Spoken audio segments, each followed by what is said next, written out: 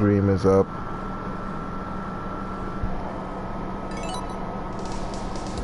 Shall we do a recap? You can do a recap. I don't remember what happened. Basically, this dude named Tom. Everything is cool until he realized, wait, my best friend has been missing for like 3 weeks.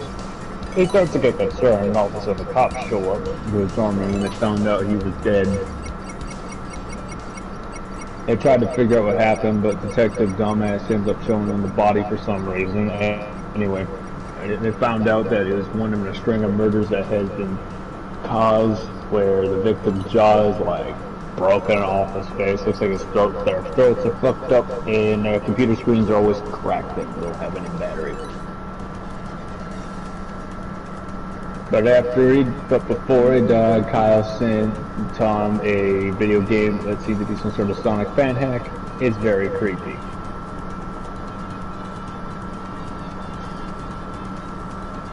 And recently, as the story continued, as there are more murders in the college, but instead of doing the obvious thing that would have been done, which is evacuate the whole college, they decided to let the murders keep going because they think they can take the killer.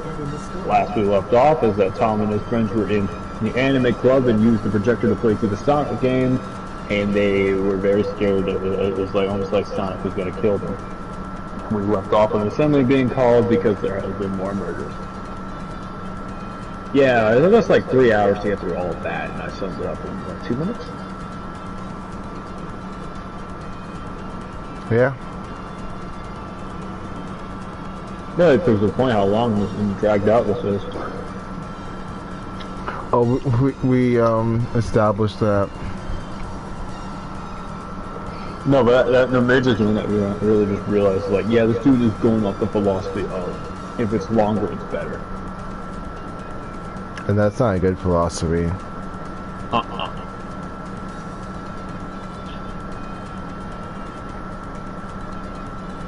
Trying to treat myself over here, hang on.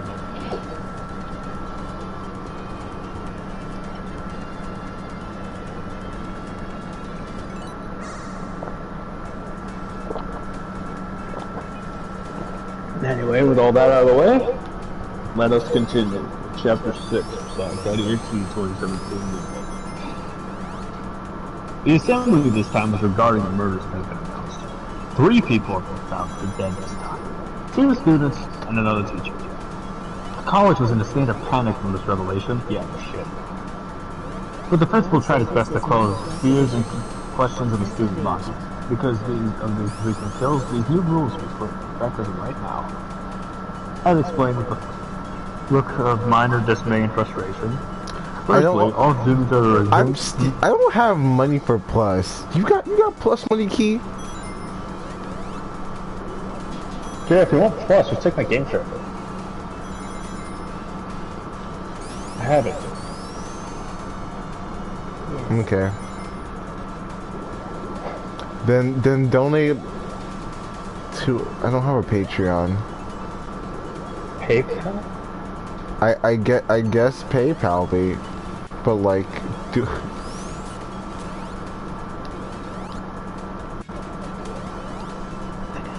Anyway, firstly, all students are returning their dorms by 6 p.m. every evening, and they're to stay there.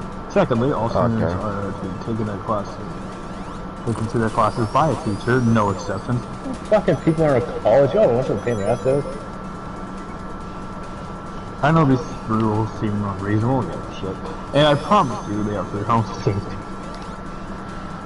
I'm gonna keep saying it. If you want to make it safe, send them home. Police are doing everything they can to catch the killer. Please remain calm.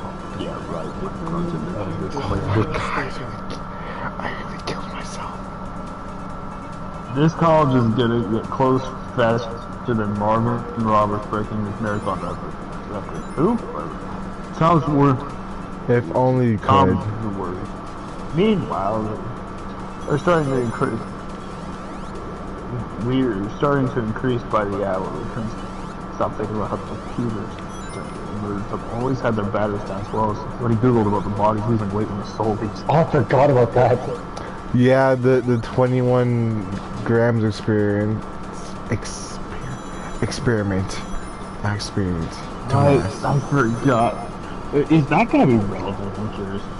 It has to After the be. assembly, he sat on the couch watching Kyle's laptop charge up. 36% power. Isn't it been like 3 days? Oh my god. Yeah? Because of what he researched, he wanted to call Green about the autopsy and see if it's true, so he dialed up Green. What's up, Tom? Green asked when he answered. Sorry, I didn't talk you in the bodies and discovered, Tom admitted. It's no trouble, that's work for you, honestly. Green responded assuringly. Anyway, what's on your mind? I wanted to ask you a question about the bodies. Tom again. When you had all the autopsy report, was there anything in the report about their body weight? There might be. I'll have Sarah bring the autopsy report real quick. Yeah, I'm just nodding there. I'm just counting it. Yeah, all logical. Oh my god. Oh my god, I really cut myself. Why do you ask? Did you find something that might help? Tom was not sure to explain himself to Green. He wanted something like this. We didn't want to seem crazy, so instead he said, sort of. I might have found something that might be useful, not at the very least important. I also want to ask you another question. Sure thing, what is it? Well, while I was looking up the old news articles about the murders you uncovered, I explained, I also found a couple articles about some wackadoo cult. They said they found sometime murders happened. Is that true? Was that mentioned? The cult, I don't think the cult has been mentioned yet. This is, I believe, the first... Yeah, because I know the cult of thing, because that was part of the sequel, but I don't remember being mentioned in this one.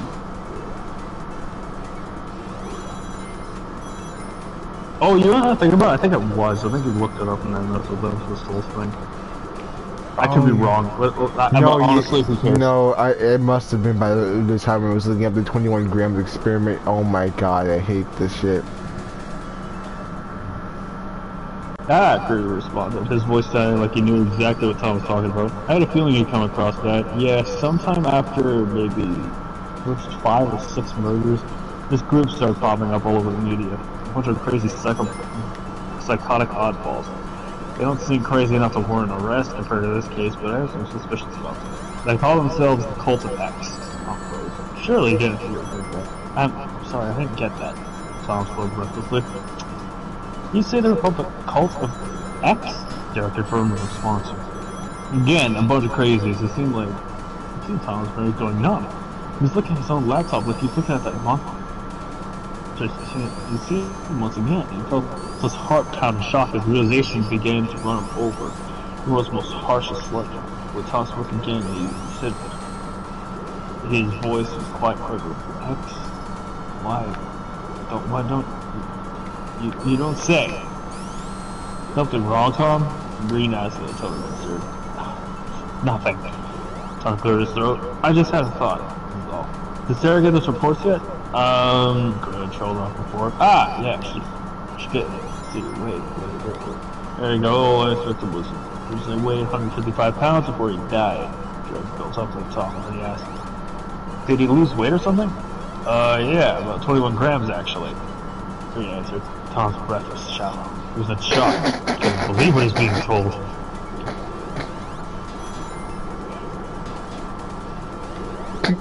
This is funny.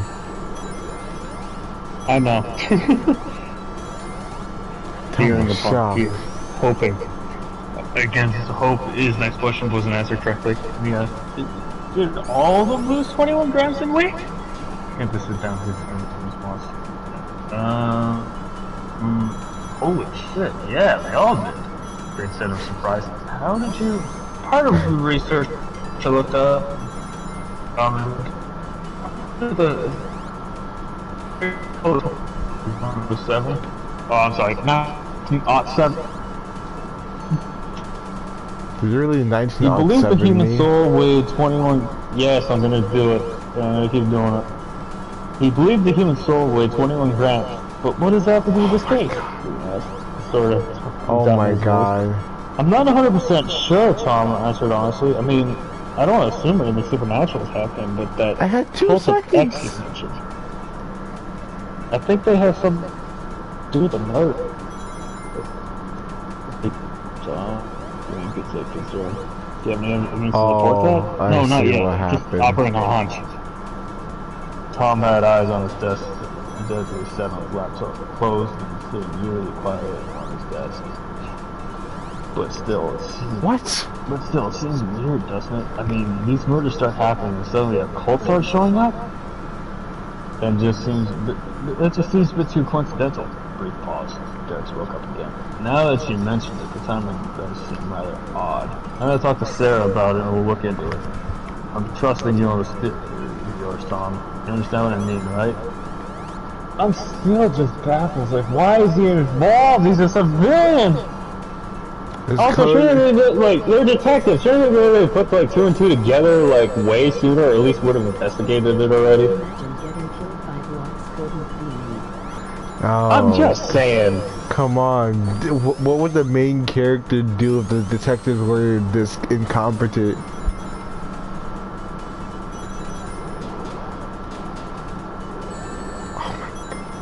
Okay, you got me there. Because Tom would just be... I know, wants it. Would just be getting exposition after exposition, but like he's also getting exposition after exposition in here. I know. To be honest, I want to be proven wrong. The only word for his voice that she spoke. Something fucking weird's going on here, Detective Green. I'm starting to worry about the safety of everyone here, especially my friends. I honestly have no clue if I'm going crazy from Kyle being fucking dead or this whole serial killer shit, but I'm starting to get fucking scared. Then leave. And then Green responded with his tone more calm, more assuring than he ever was, then almost caring tone. Tom, please calm down. I know that you're afraid right now, but you need to be strong, especially for your friends. I'll get to the bottom of this for you. I don't know how, but I promise you, I'm gonna find this guy, and I'm gonna stop him. That calmed Tom down significantly. Those words renewed his confidence in that detective. Oh my god, not again. Expressive relief. Alright, thank you, detective. You're welcome. I gotta get going. Call me if you need anything. Anything happens, alright? I will. Again, thanks. See ya. With that, Green hung up. Tom sat back on his couch trying to recollect his thoughts. It was all starting to make sense now. There was a killer going around brutally murdering people and somehow getting away with it. How he was killing people? Somehow, as ridiculous as Tom perceived it, he was stealing their souls.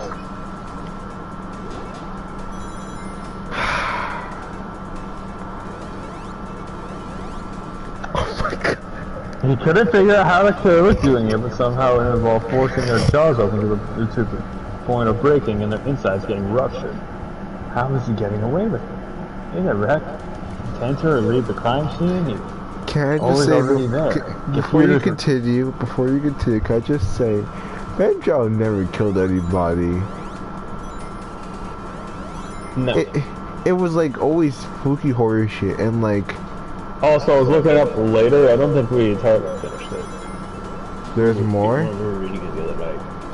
Yeah, because the way it's supposed to end is he ends up unleashing Ben on that. Like, it's because Ben just, like, his last words just are, I am now free. And I guess he's just on the internet. Okay, I guess I'll look more into it, but I just want to also just like go through research on that because I think there's more stuff that was added later. I know it's a moonshot right now. Okay, aren't they just the masked individuals you meet at the end in Majora's Mask? No, it's a thing that exists in the lore of Vendron in the real world. Oh, okay. I also want to say, I don't know if the old man ever played the game. The one I gave the haunted game to the main character. I don't think he did. I don't know. I don't remember the whole details of that. I don't think there was. Like, it was always, like, vague, right? Yeah. But I remember it's just like, yeah, the whole moon children that got mentioned so much later. Like, I know what it is now that I do my research on it. And yeah, cause like I was like wondering why it came. The original is actually working on a sequel. Oh shit, for real? Yeah, it's not out yet, but he's working on it and maybe more recently. Oh, cool. Like, I'm listening to that. I want to see where it goes. Yeah? Ben never killed anybody. He just tormented with the pro tag. Yeah, it was like subtle shit. Because he even got weird because it's like he had that really fucking creepy nightmare, and then like when he immediately went to his laptop, it's just like Ben knew exactly what it was. Yeah. It's almost like he was fully aware of the dream. Oh my god, fucking blocks.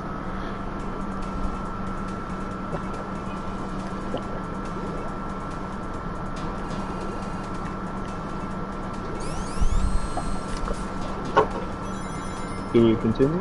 Yes, continue.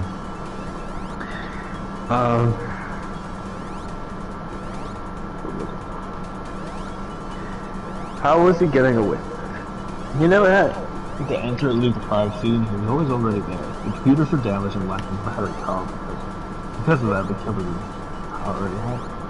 Oh, fuck me. Somehow he got Come on, up. Kyle, and those who died at the college. All those murders were taking place in college, starting with Kyle's death.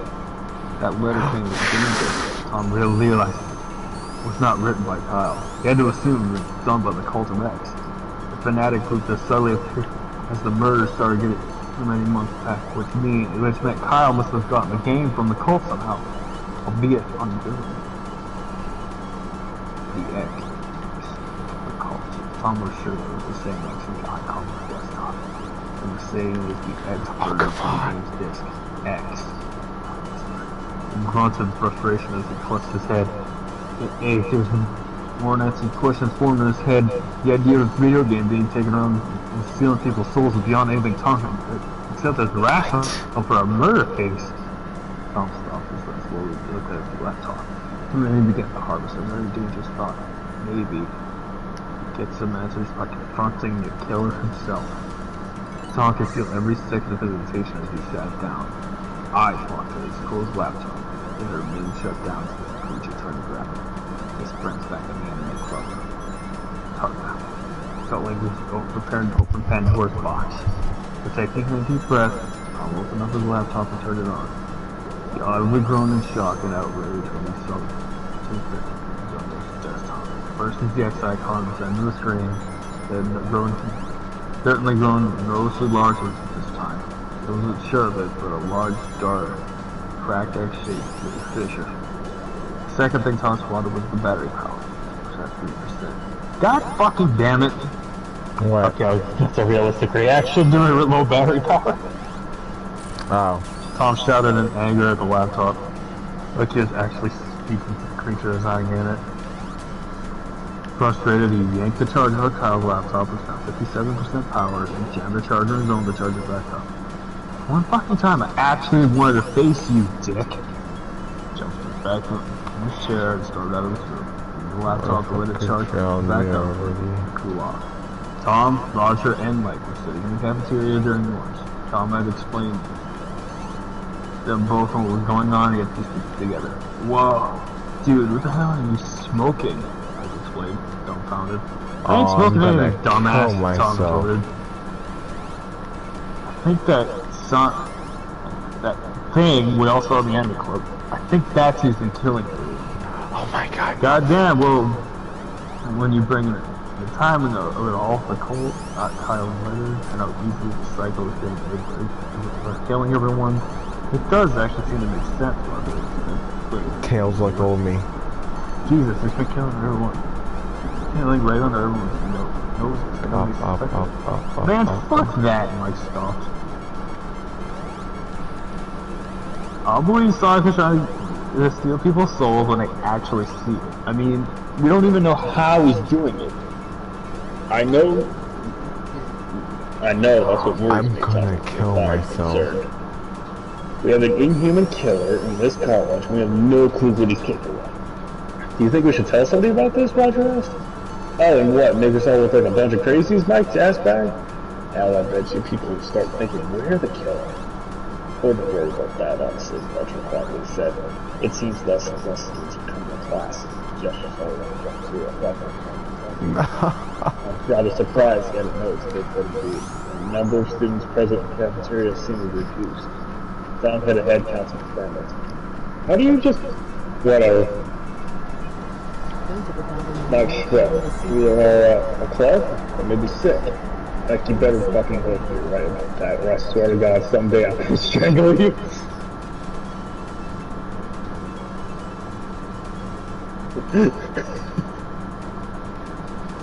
Tom said there's no serious tone as he did not have head count. His head count was immediately cut short and then he saw Vic going towards him. Hey, Vic's coming, guys. This prompted Mike to show back up I don't like this. What? I'm chasing an emerald right now. Special stage. They're not that hard, actually.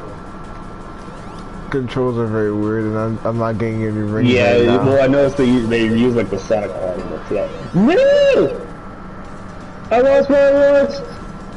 It just randomly split back to the top. Oh. Key, do you remember where we were? I know where it was, I was gonna find it. Okay, thank you. Okay.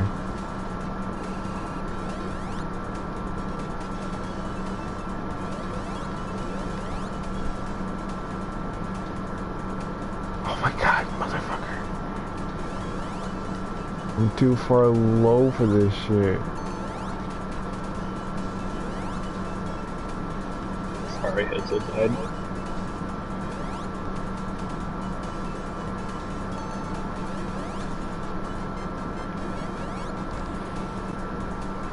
Okay, where is it? I'm understand.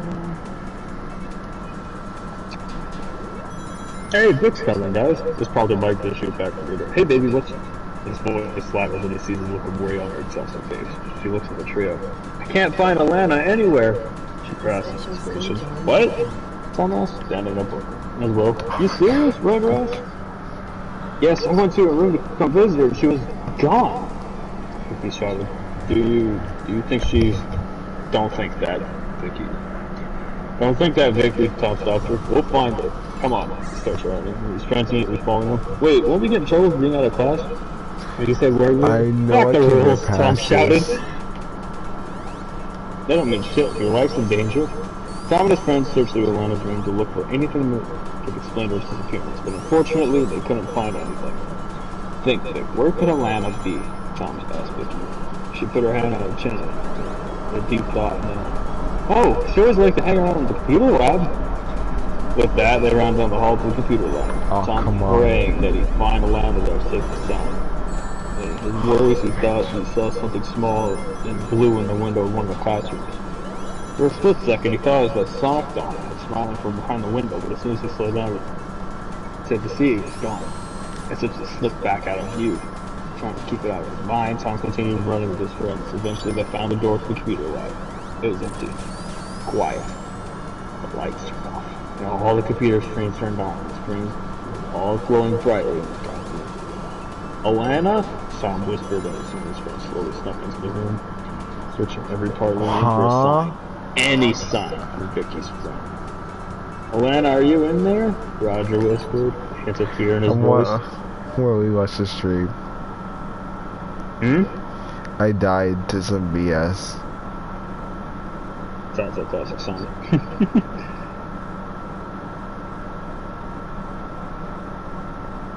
I know. Do you think that freak went into his soul too? What? Vicky asked loudly. Her head zipping Roger. Hey, fuck off with that, man, Mike said impatiently. There isn't some monster going around pretending to be Sonic and steal people's souls, damn it. What the fuck are you guys talking about? Vicky said. Mike, I'm telling you, it's the only... Tom tried to reason that Mike wasn't having any of it. And I'm telling you, Tom, there's no fucking monster here. Oh, yes, there is. That's the end of chapter 6. Alright. So, quick question. If I fail a special stage in a save, and like I die, and I go back to it, I can't do it, right? I'm pretty sure you can't. However, if you were to restart the zone, let's say going back to the south screen and going back in there, yes, it would be fine. Okay. Mania, actually, Origins is kind of cool with that because if you feel special stage, you can spend a coin to retry it if you want to. And that's actually more useful because Manias aren't actually that bad in comparison to like Sonic 2. And you know, Blue Sphere, you know, like the minigame you play at the checkpoints and that, the rings and that, that's the special stages for Sonic 3. In fact, most of the levels in Mania's Blue Sphere are ripped out of Sonic 3 and K. Oh. Anyway, Chapter 7, it looks like they're getting back to the game again. About time. All four of them jump to stock upon hearing that horrid, maybe familiar, mocking teen voice from behind them. Thomas' friends reflectively whizzed around their heads and searched the source within the large dark computer room. The fuck? You all heard that, right? Mike sputtered. Yeah, we all fucking did, Roger answered. Tom tried to muster up. I encouraged him without speaking of. God damn it! It just whipped me back to the top of the fucking thing again. There.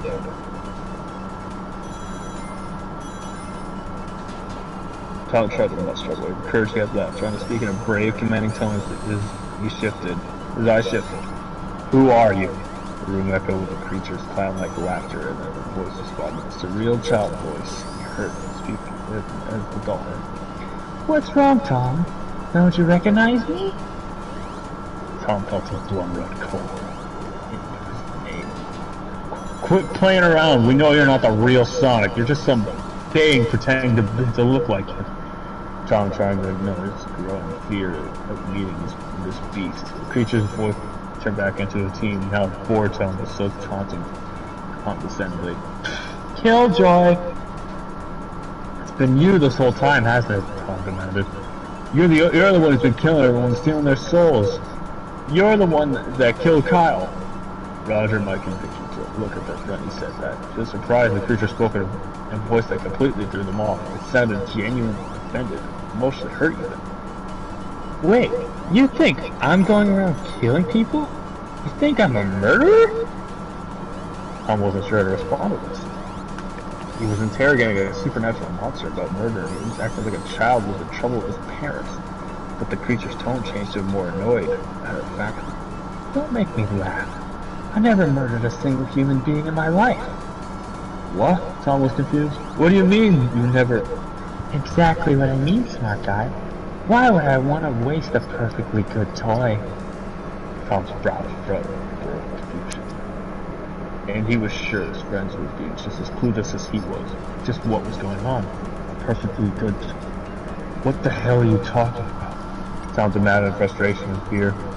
Tom and his friends then saw something begin to form on the wall. The space on the wall distorted and formed as if reality was being torn to shreds as something very large moved its way out. With a step to the computer lab as distortion moved, and the wall made Tom's skin freeze at his face. Tall, lanky, his long, thin arms and legs, and his drifting to a black, sharp claws, X-shaped cut across his bare chest. Dark, furry quills wild. His stern chest was pale and his face, eyes black. Cracks all over his face, his two pinprick dots, pupils staring up.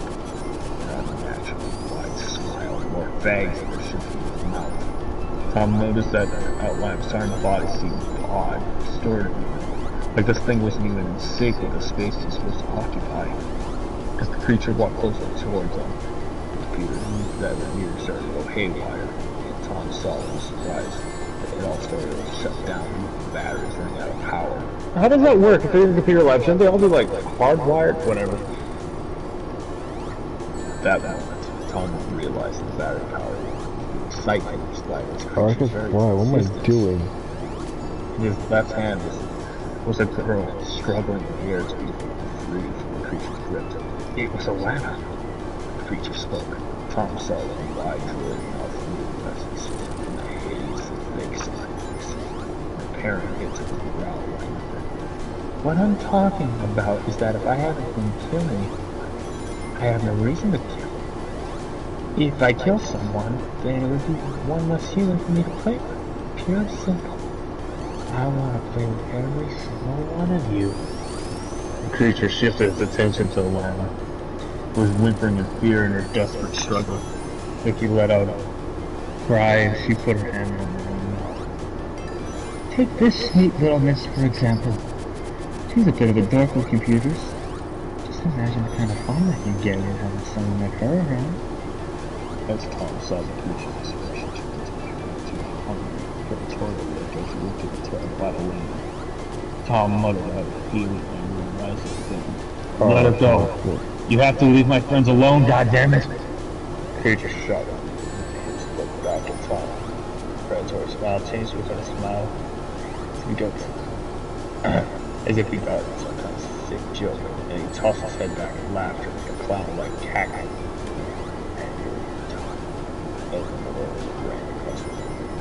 Or you'll do what? Truth be told, you've been the most fun I've had in months, Tom. Your insecure desire to keep your friends safe, wanting to play hero and all. It's been a while since I met someone in the dark with a solution to no look on your face when you saw them, but I think to your friend Kyle, priceless.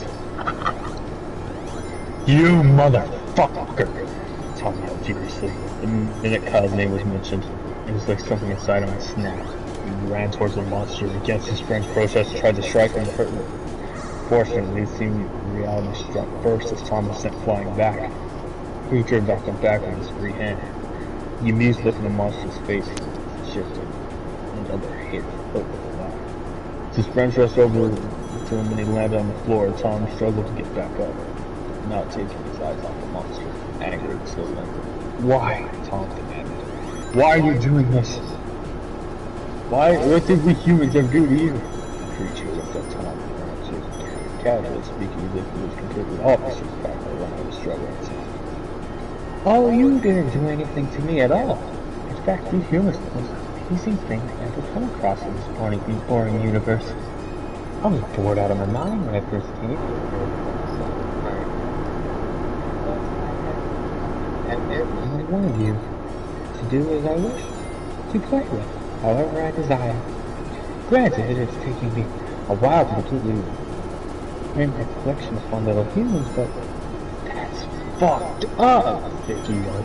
The way you talk about humans, they were nothing but your toys. God damn it, why does it keep... He's fucking zipping me back to the top. It's annoying.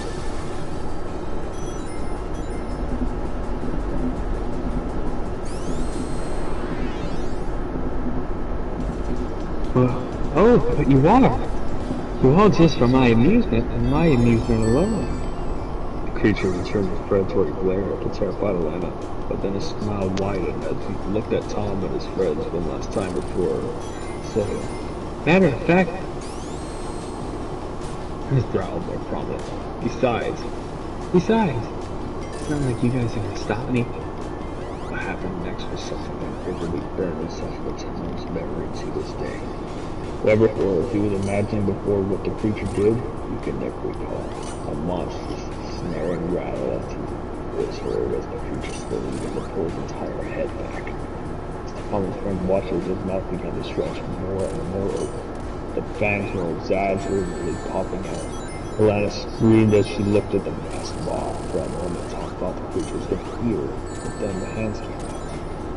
From what the creature's extremely wide maw, Tom saw hands immediately snake their way out.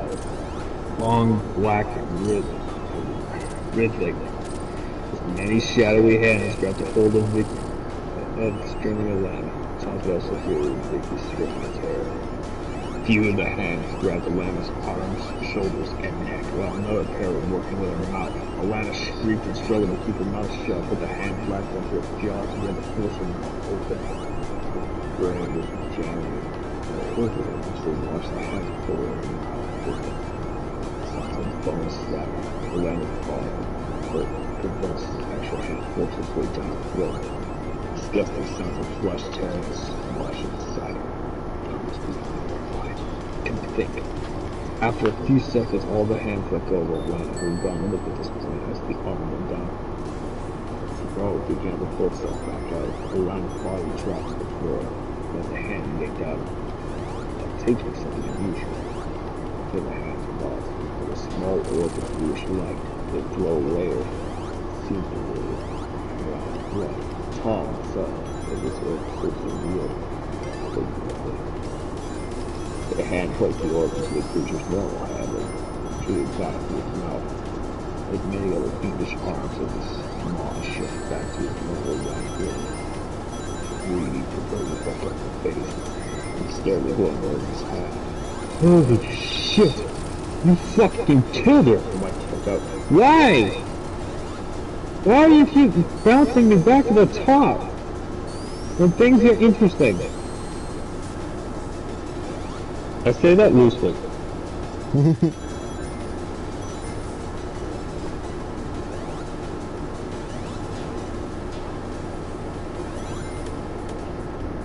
Oh shit, you fucking killed her, Mike choked out, his face pale with horror. Creature's eyes moved towards Tom and his friends, and then they looked at his face. His voice back to that horror tone. Jeez, how dense are you, dude? I told you, don't kill humans. Your friend's still alright. Turning the face from again, the creature grew and then held his hand out, showing that he wore the opportunity claws. Some kind of prize for him to show off. His voice kept teasing the child voice. She's right here. Really lazy, hit Tom.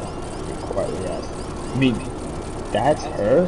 How are you realizing it now? That should have been obvious from the get-go. Right?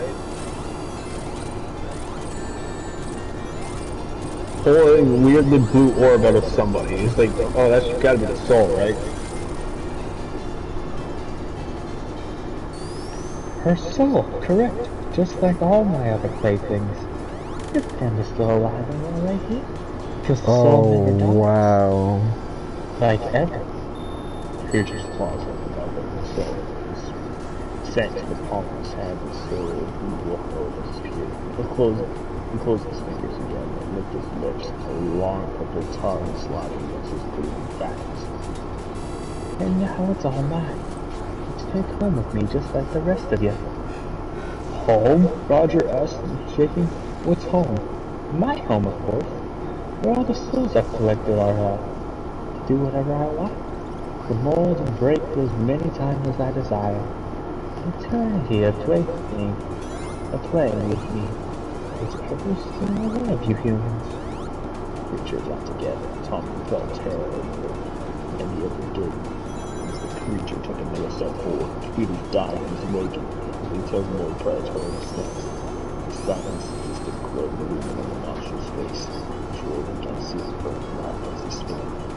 Roaming in the last voice. Each slow step towards the voice was like a step back. The project's like a lunge on him. Alrighty. I've started a little shopping spree at this college of yours. An entire smorgasbord of entertaining souls asking myself, what are the odds of that? It looks like I found myself 4 lucky souls for the price of 1 right now. The creature went down on all fours in a pouncing position. With his fangs and more, his red eye gleaming in the dim room, his voice was more beastly barrels. Today is a really good day for me. Oh my god. What? I killed myself, don't worry about it. Oh, I thought I sold it that well. Tom's heart pounded. He saw the door to the right. There's now or never. Guys, run now! He suddenly yelled. They all jumped out of the way as the creature leaped to grab them, crashing into the wall and sounding in pain as he missed them. Tom and his friends ran out the door and started running down the hall, hearing the creature's laughter from the computer room. Nice dodge! Nice dodge! Go on! Run! Run, run! The fun's only just begun. We gotta get anyone that's left in school out of here. We gotta warn Green, Tom shouted as they continued running. How? Mike squealed. The intercom in the offices. The intercom in the offices. You can warn everybody there, Roger said. With that, the end of the administration office, they found the intercom mic. Tom turned it on and said, calm himself down. He spoke into it. Attention all students, this is not a drill. The killer is in the building right now. Please evacuate the college now. Right now, and get as far as you can. This is what the killer has done from the beginning. I repeat, this is not a drill. There's a killer inside the college right now. Please evacuate so we can get as far as you can. After a few minutes, they heard a commotion going on inside. They had succeeded. People were starting to leave. We did it, Robert explained. He and Mike said happily, high-fiving each other. Suck on that, you psychotic freak, Tom whispered to himself as he tried to sat back. But then his relief just didn't hold. The minute he noticed commotion going on outside, not dying down. Why are people still here? He asked quietly. Then they all left the offices and headed down towards where the entrance is. There was a good number of students and teachers trying to force their way out with zero success. Outside the door looked at wooden boards. Someone barricaded them all in. No fucking way. No fucking way, Tom repeated it in dismay. There was no way this could be real. Yo, this entrance is sealed off too, Mike said in a shocked tone as he was checking one of the entrances nearby. Somebody fucking locked us in! The teacher tried to calm down the students, and they tried to lead them and other ways out, but Tom wasn't sure that it would mean anything at this point. Tom tried to call Green, but come on. pulled open his phone, no service. When his friends saw this, they tried to use their phones too. To shock and horror, their phones had no service either. That's not possible! Vicky whimpered. What the fuck is going on? Mike yelled desperately. Man, that voice again. That teasing, singing child voice coming somewhere from the ceiling. Uh-oh! I forgot to tell you guys! Tom's friend shot their heads up to see the sonic doll, his head dangling from the ceiling, smiling down at them. As it slowly lazily, like a pendulum under the black appendage was attached to it. The head spoke again, the smiling not moving. I have a few friends that like to make sure my collection goes off without a hitch. None of you are going anywhere. Angry rose up from Tom as he looked at the wretched doll head, smiling, that mocking smile down at him. That wouldn't be anything to be the cult of X by any chance, would it? He snapped. Oh, you know the cult already. Creature laughed as his head swayed more. Yes. Yes, they've been helping me in my little collection ever since they found out that my existence. Imagine that. A group of humans that actually want to play with me. The rest of you humans should learn from their example. What the fuck happened? Oh, it crashed. How does Chrome...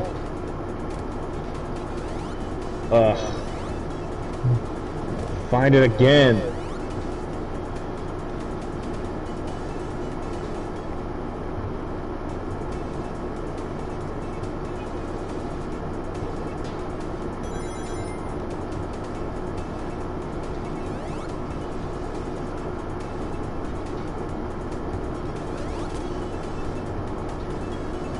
Yeah, too greedy, okay.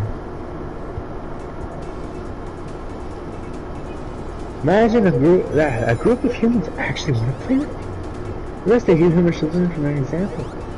They all think of me as God because of what I can do. What the hell kind of crazy assholes don't think this sort of thing is a god?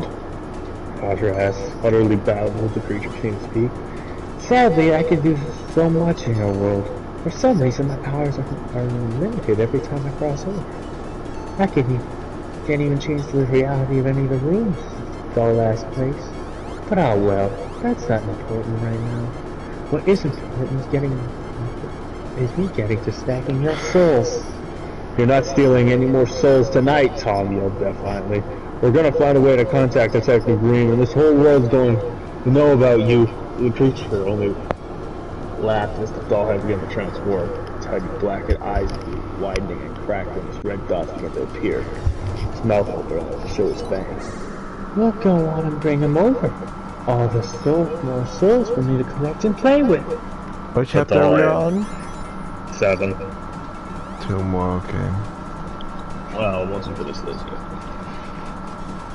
doll head then split almost half a sniper opened up. unearthly snarl as he headed, as the magnitude are springing out once more. This time, the Tom was shredded like the hands went straight for Vicky, who fell to the floor screaming and shielding herself. But Mike jumped in the way and started wrestled with the arms that had grabbed him, preventing him from hold of his girlfriend. Mike, no! He screamed and shot. "What the fuck you doing, idiot?" Tom shouted in protest at Vicky. "Don't worry about me, dipshit!" Mike yelled back and grunted as he struggled. He tried to overpower the arms, and now his attention. "Just get the fuck out of here! Go!" Not seeing any other option, Tom dragged the crying Vicky as and Roger started running, hoping to find another way out as Mike continued to fight back. By the time they reached the classroom, Tom's heart plummeted as he heard Mike screaming far behind him, abruptly stopping. Ricky sobbed in his arms in response, trying to fight back tears from Tom looked around the classroom already. The students had been taken as well. More screams were faintly heard all around them. The creature was taking all of their souls, one by one. "We gotta hide somewhere," Tom muttered. "I'm trying to listen for the cafeteria kitchen." "Well, hide in the food storage," Roger said, breathing heavily. As more screams were heard all around them from multiple places around campus, Tom, Roger, and Vicky continued to run down the hall to the cafeteria. Vicky was lagging behind, no doubt exhausted and traumatized after Tom and Roger through an open set of double doors into the cafeteria, and the doors suddenly snapped shut and locked, preventing Vicky from following. "What the fuck, Tom?" shouted as he turned to see the doors were shut. He rushed back to try to open them, but no luck. Roger joined him. "Vicky, open the door! I'm trying!" She waited with Vicky wailed. She banged her fist on the door, sobbing, "Let me in here!" How the fuck did they close their own? I don't know, they got their key. Oh my, down. no.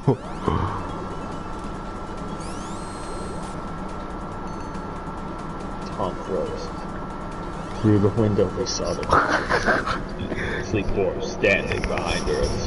She obviously struggled to get the door open, smiling evilly at him. The creature raised a finger and waved it, doing a no motion before I bringing it down. This curved her lips as if he was shushing Tom. Vicky, get out of there!" Tom started to say. "Get the fuck out of there, Vic!" Vicky looked at him before her turning to see the monster. She recoiled and slumped against the door, sliding down until she was on the floor as Roger and Tom were beginning against the door and screaming for everyone. Tom, help me! Help me!" Vicky screamed and sobbed.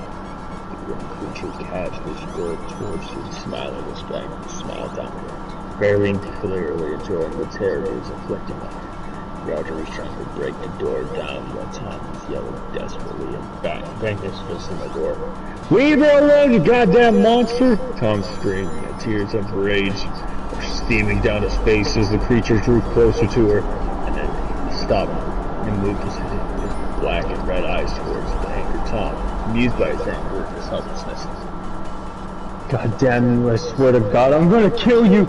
You hear me, you son of a bitch? I'll kill you!" The creature flashed an amused grin at Tom before opening his mouth wide again. A natural growl was heard once more in combination of Vicky's screams of terror. Tom could only scream in despair as he watched that monster statistically lift Vicky up with the many arms that shot out his mouth, holding her in place to open her arms. With a choked sob, Tom forced himself to shut his eyes and look away as he heard Vicky's jaw break and the grotesque sound of the creature's hand forcing it to make on her gullet to rip her soul out. "Tom, we gotta keep moving. Oh, come on, we gotta hide, dude." That's why they lose pounds. He steals their soul, and souls have weight. Just realize that now? I've been suffering in Sonic, shut up. They established that a long time ago. And I hope you know I spent like the entirety of this stream trying to get past one part of a chemical plant. Is it the part where the water rises? Yeah, I forgot how to Sonic. That's the part that it'll make or break any classic Sonic player. As a kid I struggled with it, now I know how to do it easily. It's actually not that hard, just take the time. It is You not go that hard, fast but once you like, understand how to, take it, like, we're gonna learn what class is done, take it slow until you understand how the level design works, then that's when the speed comes in. no, The speed comes from experience. it is the skill issues, because I'm impatient, fuck.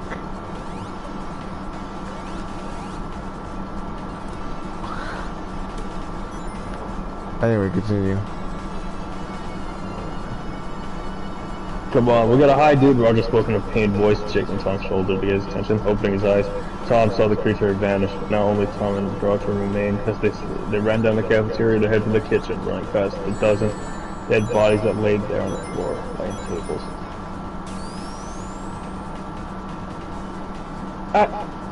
Alright. I have many questions about that. It was dead, silent all along. Tom was gone.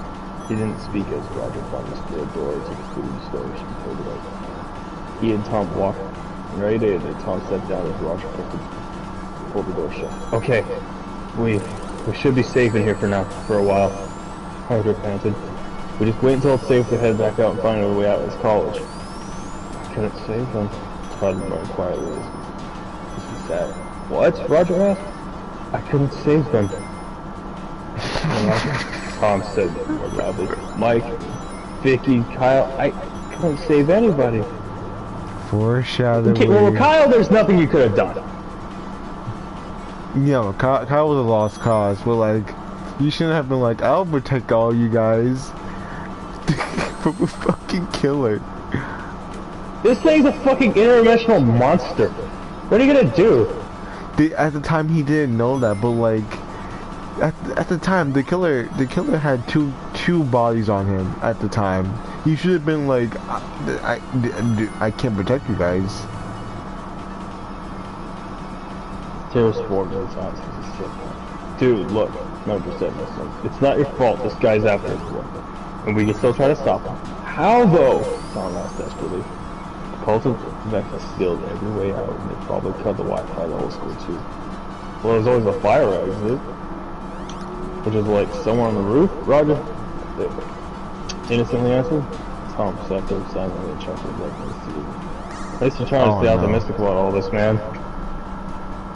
Well, as long as there's still somebody in this college who can put an end to this somehow. He hasn't caught us yet, but we're not gonna let him, Roger assured Thompson as he sat back. No, we're not. We're not gonna let him win. Still, I wonder what he meant by his home. Did he mean the world inside the game, Roger asked? I don't know. Probably. He sounded tired. It was pretty obvious this guy isn't from this world. No shit. I killed myself. And wherever he came from, he's in a home I want to be in. No kidding, Roger agreed, sitting back. So what do we do now? Tom asked. Roger looked at him and at the door and then finally hit him again. We make it till morning. If it's safe then, we'll start looking for a way out. Chapter 8. 2 to go. In the morning, Tom awoke from his sleep in the food storage by the sound of his phone ringing. Last night was absolutely helpful, and he was sure that he and Roger were the only ones left in college. The creature probably had taken all their souls. The souls of everyone left on campus by now. Lifting his head, Tom sleeping his props and looking at him when he heard the phone ring. He stepped back and pulled his phone out and answered it. Detective Green. Tom, are you there? Green's voice asked as his voice sounded concerned. Green, oh thank God, Tom took relief. Thank God indeed. We've been trying to call you for ages, but the Wi-Fi was down. How is your... I'm pretty sure cell service is not tied to internet. And it's tied to that. It should have said that your cells were being blocked or something. You gotta get out here quick, Todd said. The killer is here in the college. He's murdered everyone. Only me and my pal Roger are left. Wait, are you serious? The killer's in the college right now? Green asked. Yes, and he's killed everyone. Please, you gotta get us out of here, Tom desperately pleaded. Cult of X is also involved. They sealed every way out of the college, and we're the only ones and they were the ones that jammed the Wi-Fi. Oh Christ! Green muttered something. It was rather horror-struck. and then try to maintain his composure. Alright, sit tight, Tom. We'll be on the way inside. Just hold on for a little while longer, okay? Yes, thank you. Thomas, believe and hope that he's not dead yet. Please hurry. I don't know whether he or what he's doing, but I'm fucking terrified. Why am I playing Puyo Puyo Tetris? It's just Puyo Puyo. Kira, it's a reference. It's a reference to Sonic related. You know what it is? Egg machine. Dr. Robotnik's Mean Bean Machine. Because that's how Puyo Puyo was originally released in the West. They just reskinned it as a Sonic game in order to sell it. I love my Puyo Puyo. And it's one of very few Sonic games that's actually based on the Western continuity, like the TV shows, like this one specifically, Adventure of Sonic the Hedgehog.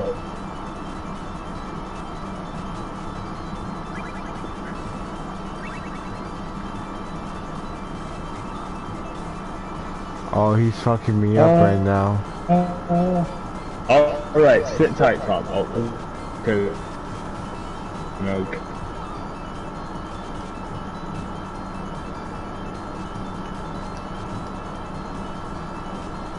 Just want to go home and not be here, please. Okay, just calm down, Tom. Great responded. It's gonna be alright. I need you to be strong here now, okay? We're going to get you out of there. But please remain strong for just a little while longer until I arrive, okay? Tom calmed down as he was told him to respond. Okay, I will. Thank you, Detective. Glad they're both hanging out. I'm gonna kill this fucking bean. Roger, he said. Roger, where are you? Detective Green was on the phone. He's on his way right now. We're getting out of here. Roger? His voice was silent. In the flat room, he saw the steel door out. In the food jar. Was it open? Roger? Tom asked, confused. The door opened. His voice present. You see Roger's legs sticking out from behind a stack of loot boxes. Roger? Tom called out again, walking towards the stack of familiar tread that came to crack down. Turned to see the other side of the stack. He felt his legs feel numb and his heart break. He fell to his knees, numb beyond relief. There, sitting on the floor, before him was Roger. Lifeless, pale, eyes blank, mouth ripped. Blood oozing from his jaws and hanging uselessly from his face. Tom let on long drawn out into pain, sorrow, and agony. Out taking tear-filled eyes off of what remained of his final friend, an empty shell of a corpse, robbed of his sense of self, robbed of his soul. Tom crumbled to the floor and slamming his fist repeatedly on the ground, screaming with this. So much hatred for the one who would take away all of Tom's friends. Horrible, otherworldly monstrosity that so selfishly viewed humanity as nothing more than property to be owned. Toys to be endlessly played with until they broke. I never felt so much anger or hatred for another living being. Is he really living? What's all that? That's unfair. Storm, there's no cafeteria, but he didn't care if he was himself or it was out in the open.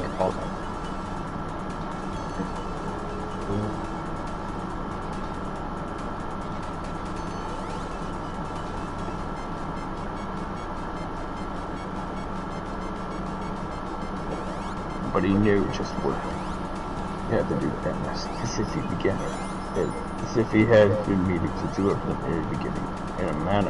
In a maniacal rage, Tom grabbed his laptop, slammed it on the floor, and slammed it again, kicking it.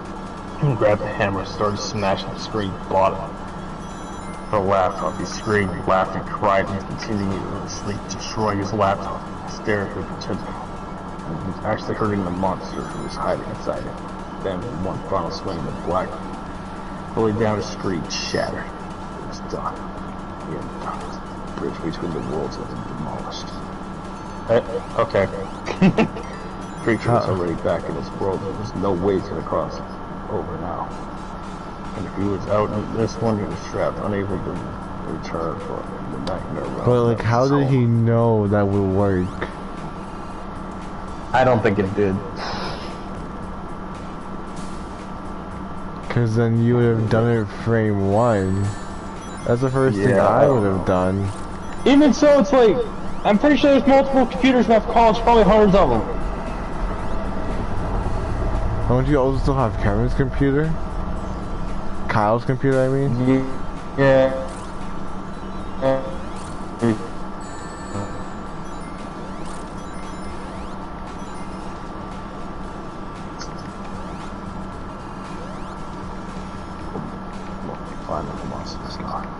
He wasn't able to save his friends, but now it's all impressive. He can save them.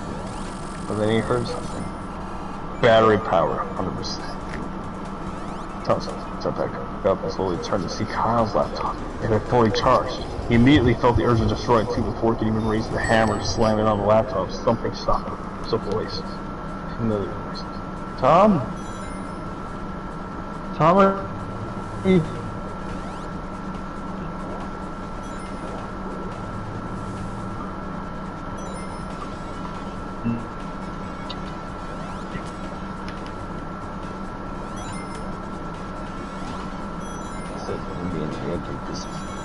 Look on the description I found it really for years. The environment seems to be from the hill zone. Tom looked at the knuckle, stared back at him. The knuckles was meekly spoken for a believably familiar voice. Hey Tom? What's up? I didn't want to say, but he knew exactly who he was talking to. He felt it. Too. He slowly whispered the name.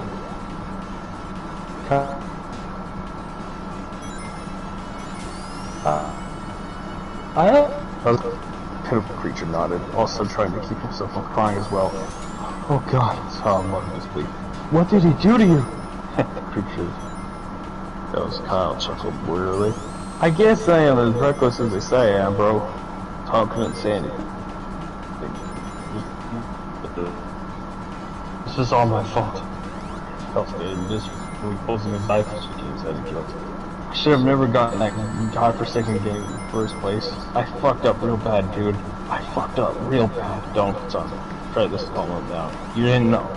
There was no way you could have known. I wanted to tell you, believe me. I wanted to. Kyle desperately explained. But that thing, he fucking got to me before I could even do anything. I had a feeling though. He's already gotten Roger, Mike, and Dickie. He's got everyone here in the college. And I'm all that's left. Like, seriously? Tom asked worried. Shit, no.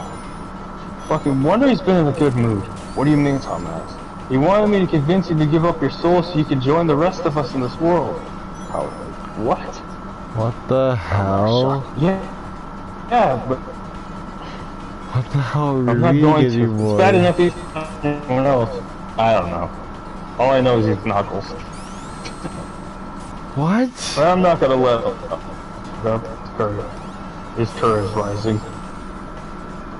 Tom, you need to get out of college, but before Tom gets anything else, the scream splits in shapes. Kyle was gone off the screen, became undescribable. No! Tom, clutching the sides of his monitor. Give him back! Give him back, damn it! The glitching subsided and then Tom froze. I can't tell you anymore. We see it in a dark hallway. The walls were purple, lined with torches. Bubbles rose of dark red curtains that were slowly swaying. The floor was checkered. The hallway was lifted as if it was fading into darkness. The piano started to play as Tom looked at the hallway. It was an odd, sort of thing.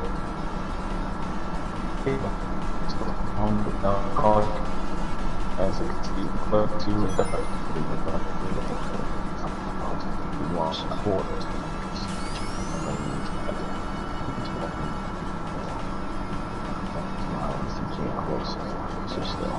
Tom stumbled onto the floor, crawled back as he watched the creature walk closer to the door until his head was all over.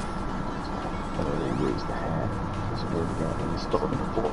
Reality became swarms twisted as the creature began to climb his way out. The creature crawled on all fours until he crawled out of Kyle's laptop, never taking his hungry territorial eyes off his lady's prey.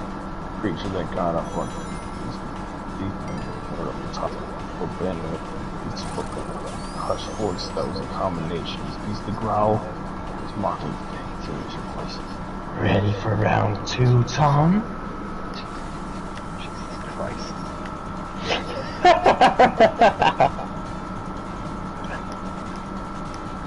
Had to reference it, even though it was never good in the first place. With fiendish delight, the creature took a step forward, causing Tom to shuffle back in panic. The sadistic beast giggled that hideous clown-like laugh as he continued walking towards Tom, taking over him and indulging every second of Theodore's insulting upon him.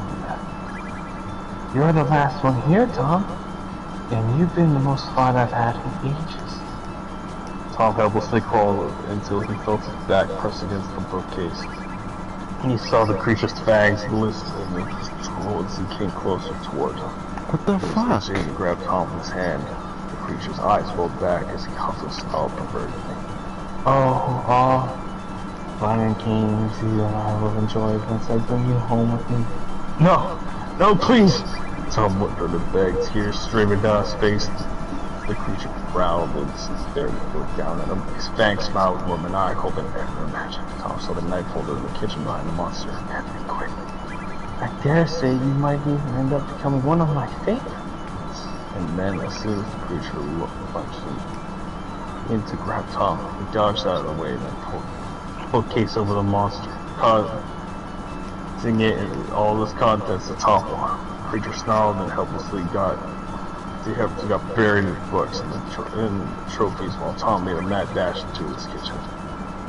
The creature pushed off the fallen bookcase, held himself, and pulled him up out of the mess. He turned after Tom, but stopped when he saw Tom pull up the largest knife in the kitchen holder and pointed at him. There was a very tense silence. Tom was aiming his knife at the monster like a weapon, and the monster looked at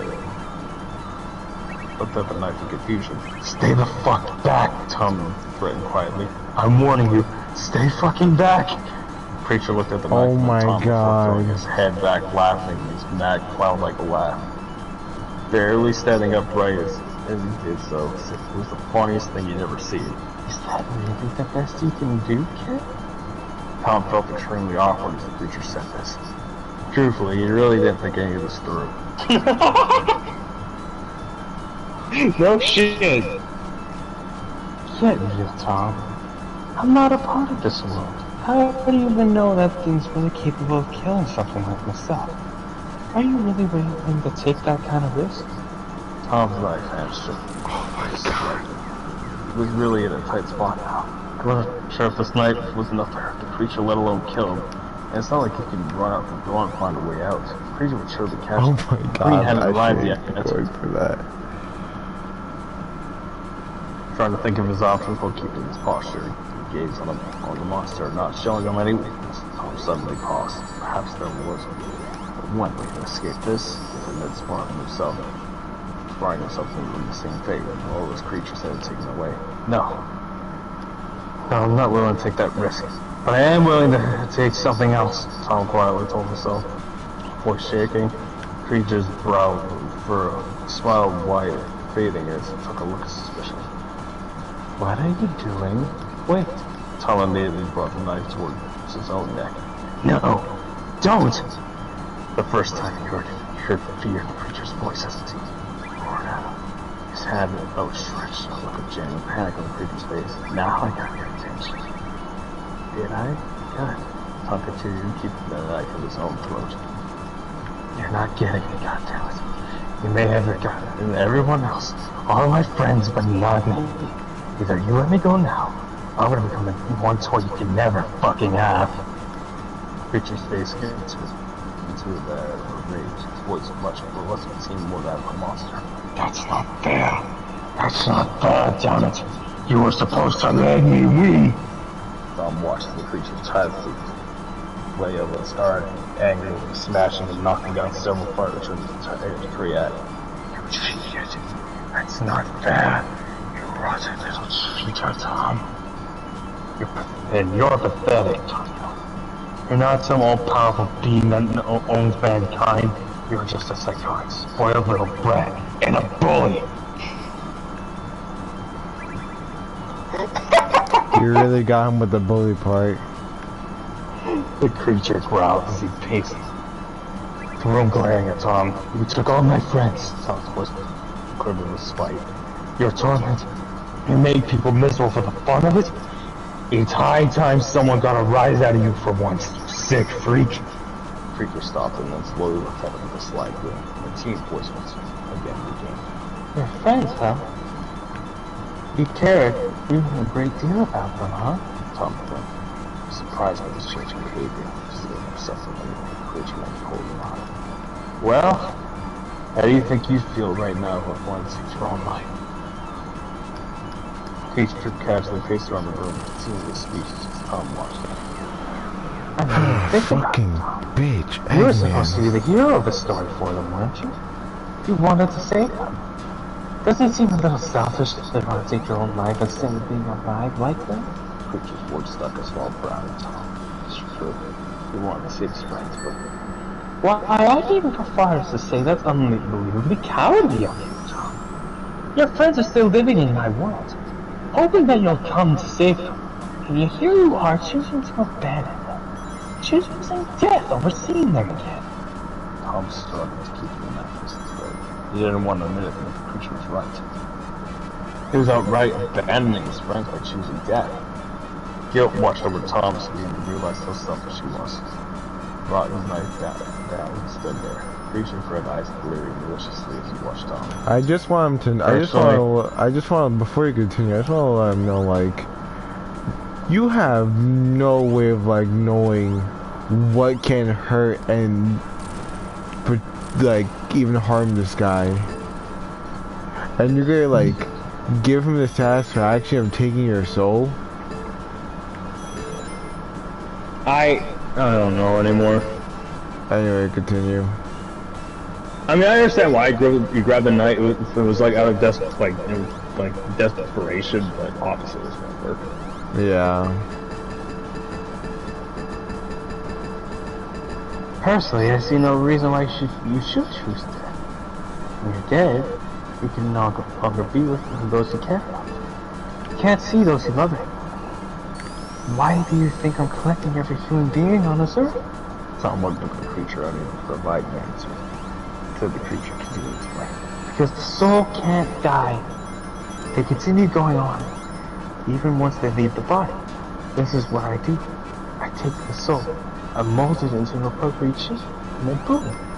You're now an immortal resident of my lovely home. Think about it. By entering my world, you're never given the opportunity to experience that. You could spend eternity with your friends. And only I can make that happen for you. The creature held out a hand to Tom as if giving him an offer. The creature smiled, seemed less vicious and more friendly. The teen voice overlapping the growl. "I'm not asking much, really. All I ask is that you keep me entertained every now and then. It's only fair that way, right? You play whatever game I want with me, and you and your friends get to live and thrive in my beautiful world for eternity. You get to go around being the character of boast. Doesn't sound like a bad idea, does it?" "Oh! He's gonna be silver. I remember now. He'd say choose your favorite character, and that's why Kyle was probably Knuckles." Oh. Okay. Tom stood there, taking in the creature's words carefully. The offer did sound tempting, but Tom Miller knew from the moment he saw this creature it wasn't some sort of hero or savior. It wasn't Sonic at all. Some monster pretending to be her. Up took a deep breath and inhale and looked at the monster. Air of confidence rising in himself when he saw the creature smile dropping, as if he was beginning to know that he wasn't getting through though. "Sorry, dude. Nice offer, but in attorney playing with you, I realize you're not a smart brat. You're out of your goddamn mind." Tom yelled with courage bursting within him. The creature's mouth twisted into its anger. He snarled as he raised his hand to strike at Tom, but immediately froze. His black eyes wide, and his red pupils shrunk as Tom immediately directed the knife back towards his own throat. Tom then asked, "You're going around like that's Sonic, huh?" Don't? Like, pretending to be him, don't you? Don't you dare. Well, let's see if you're as fast as him. No! As soon as the creature roared, the blood stopped, and Thomas Miller summoned all of his courage and plunged the knife down his throat. And now to at chapter 9. Alright, this is the final chapter. Yeah, we're almost done. Doesn't look like this is gonna be super long. Detective Green and his squad had arrived to the college and broke down the barricades of the entrance. From what he'd seen, found a horrific sight. Bodies, teachers and students, Thanks, here God. and all around the quake. All of them dead. Mouths ripped open. Green had rushed down the hall with several cops to look for Tom. With Green hopping, hoping the boy was still alive. When they entered Tom's darn room there, Eric Green stunned shock and found Thomas Miller sitting on a chair, dead. Autopsy report, the knife stab, halfway stabbed in Tom's throat, was brought by himself. Suicide. However, the wound done to his face, his jaws to the point of rip, the report cannot say. Green only assumed that it was done by the same killer that killed everyone else in college. As with the other reports, Tom's body was said to have lost 21 grams of weight. Damn, Forensics we also, still fucked up. yeah, he still got him anyway. Where Sexels about Tom's laptop was completely destroyed, as if someone had taken a hammer to it. Surprisingly, the CD inside was discovered. The drive had remained intact. With Green, the ticket as evidence. Kyle Scott's laptop had also become unusable as well. Its battery completely burned out. The screen had cracked so much that it wouldn't matter if anyone could turn it back on. The incident would be eventually made public. A few days later, Green was sitting alone in a bar. He felt guilty about letting all the students down, Tom especially. He drank his scotch and remembered how terrified Tom was when he spoke to him on the phone last time. He said they were trying to drown his guilt. Derek's sister Sarah sat with him. I figured I'd find you here, she said. Derek closed her shrugged. Surprisingly, I haven't handed in my badge yet. Look, I know you've had it rough, but you can't keep dwelling on the past. Tom wouldn't want that, Derek tried to explain to him. Even so, Derek mumbled as he rigidly looked at a glass of scotch. Our only lead's dead now. The killer's still out there. We have no evidence of this cult of X being associated with the murders, and I might as well just throw in the towel. Right back at the dead. Well, not exactly, she reasoned. The forensics had reported that something within Thomas Miller's trash was searching for evidence. Oh yeah? What? Derek guessed, looking at her with a raised eyebrow. She handed over a plastic evidence bag, and it was a letter, crumpled up in a jittery writing, but littered, given to Tom by Kyle. Sarah then said rather coolly, "It seems our cult of X was quick to get the game that gave Tom the calm once he was done playing with it." Derek's eyes widened as he looked at the letter. Looked at the letter and then at her. How many times have I said, and I love having you as a sister, Sarah? Sarah shrugged. As she responded rather slowly, I'd say not enough times. With that, Derek grabbed the letter as they ran straight back to the office to look at it. So that they know that a man wearing all black wearing fedoras had been watching them from a nearby table. He brought a handcuff to his handlebar mustache to watch the two detectives leave before dropping it and pulling out a cell phone to make a call. When he picked up, he spoke to in a southern baritone. Hello? It's me. Yes, I got the letter. Right on schedule. Yes. Yes, I'll talk. No, man. That'll disobey. The code of the man got it.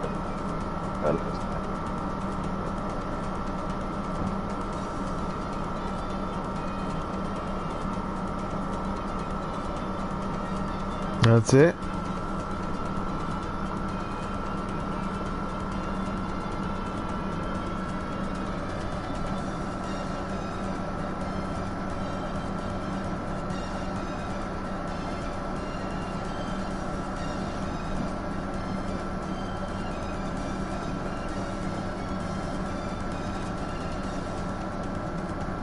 Neil?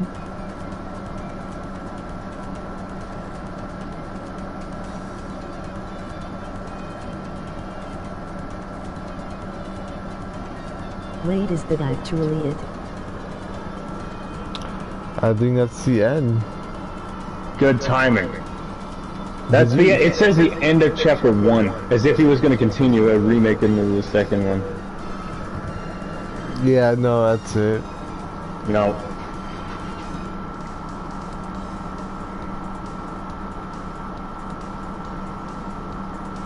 I would like to discuss this, but right now I'm feeling tired, and The pain is over. I think I need a break. How far did you get, Mania? I didn't get that far. I got to Studiopolis, and then I kept mistyping my jumps with the rockets. I kept hitting the wrong rockets. We are free. Yes, we are, Key. No more Sonic reading time. That's the end of it. That was garbage.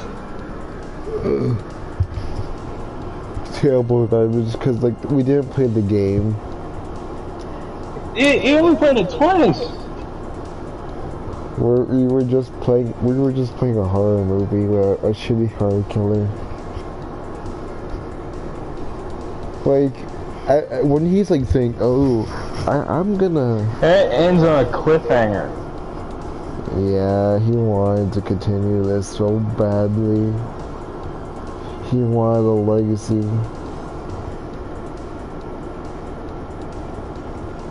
Oh, you gifted me the thing. Oh, you saw Yeah. that? To do that. But I don't care. I would have just bought it myself tomorrow. Okay, thank you. Now I can play Galaga. That's your reward for Sonic reading time.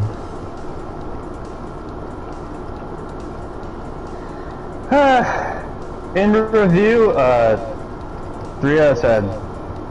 I was gonna say 4 out of 10, but yeah, 3 out of 10 sounds right. There are elements of it that are not bad,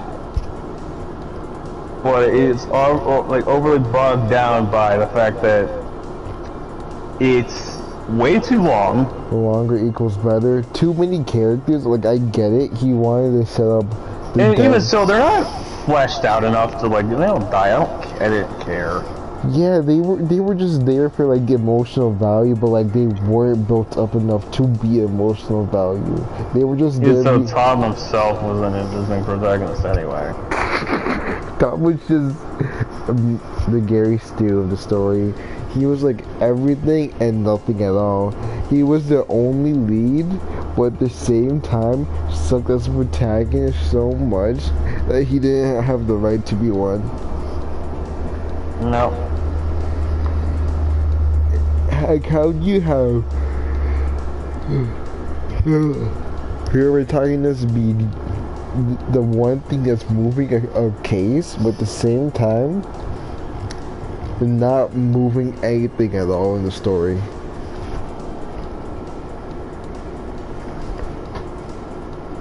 Cause like let's see, what did he do?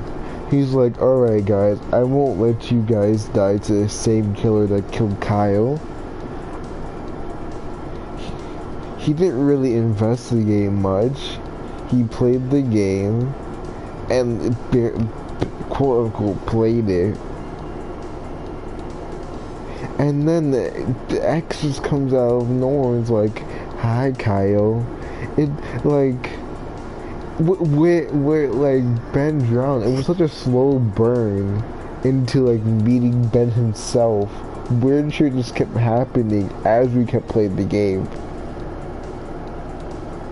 I mean, Ben Drown also ends up a bit of a cliffhanger because I remember how it ends now. Like, it ends with Ben basically becoming free.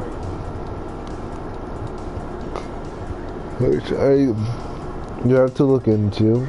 Because, like, Ben Drown is, like, how did Ben Drown do it right? One, it was written like, in a way where it's like, okay, it's like this dude, like, blogging it. Yeah, documentary type shit. like, which works for like an internet-based, like, you know, like posting thing. Like, that was kind of cool.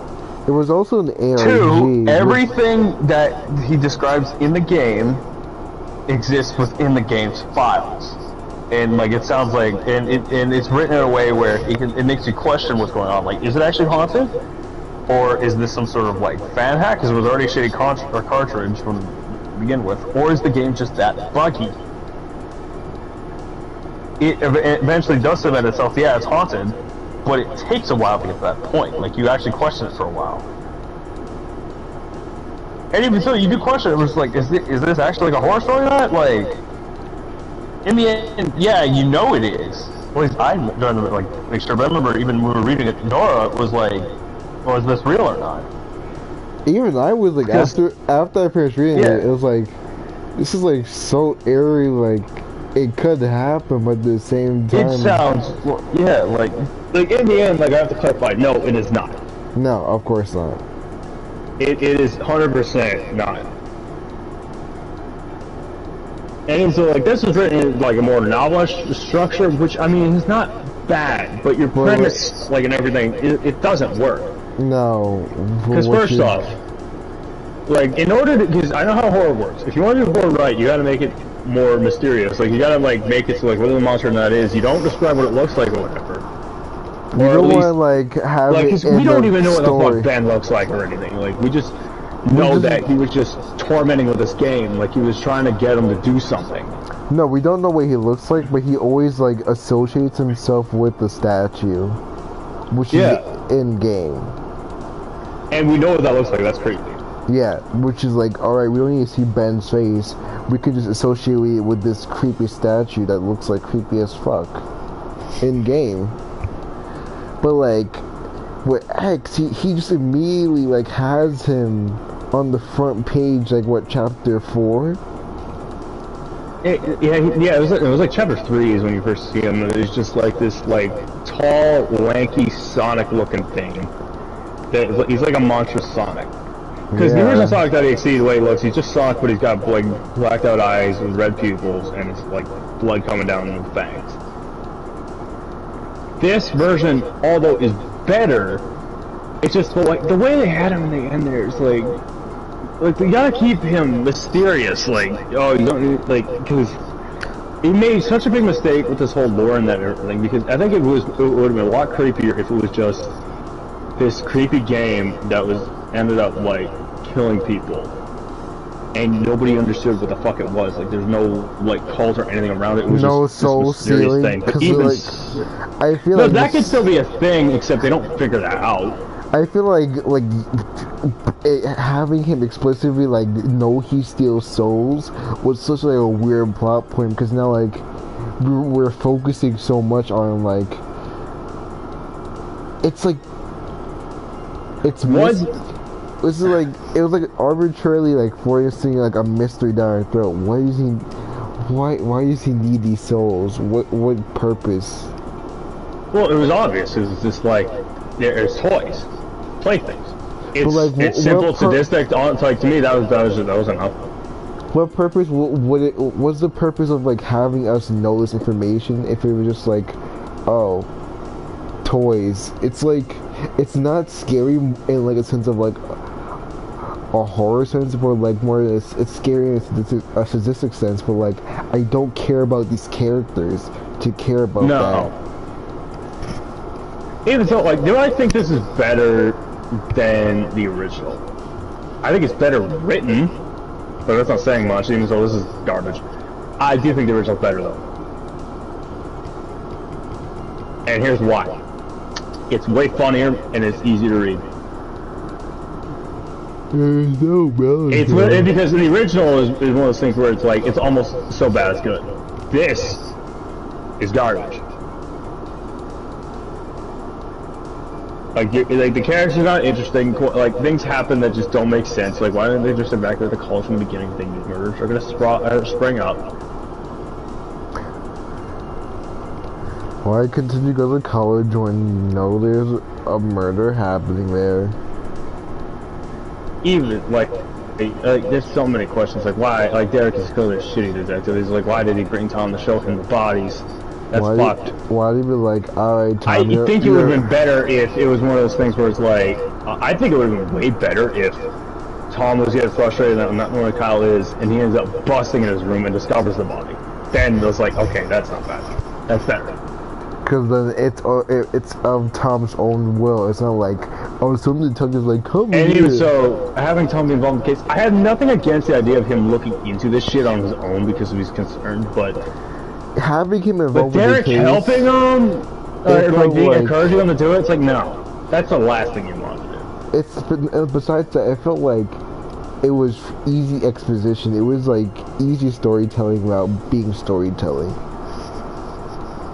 Cause like I feel like it'll be easier, not easier, but much more interesting to see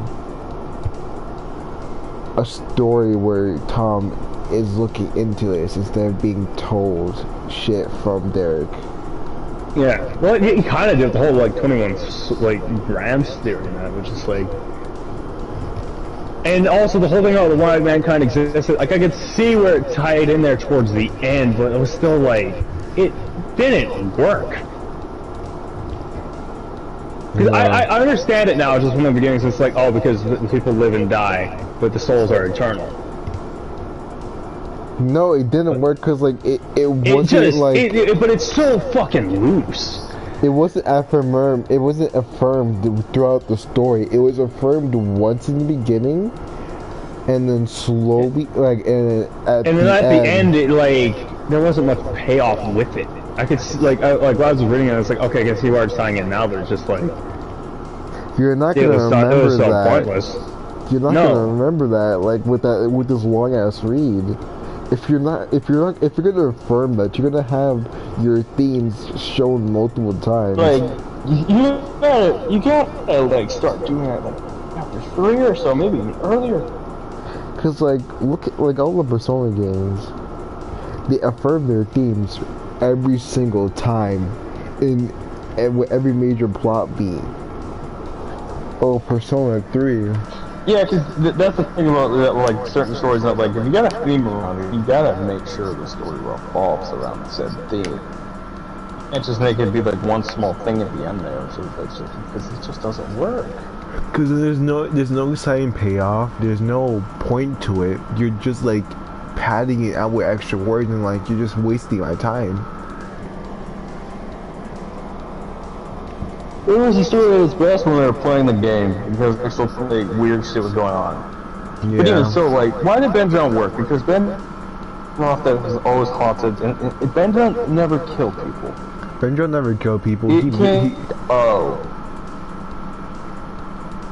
just he was fucking with this dude's psyche and everything, like in like a way of manipulation to basically free him. Because he was stuck inside the game, and but just captured him that anyway. It's on his computer, and it probably ended with like, okay, now he's just sending it to the internet. He was wearing him down. In this story, something like EXE doesn't wear anyone down. He immediately kills them.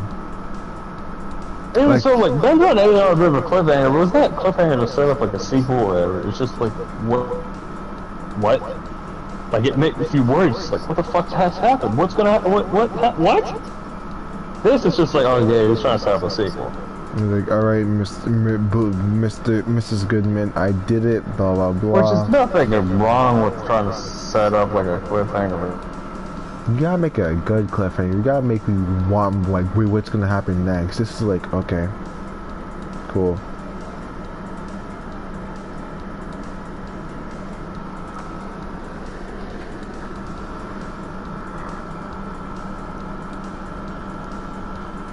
Anyway, need a leg out. I'm gonna go to bed.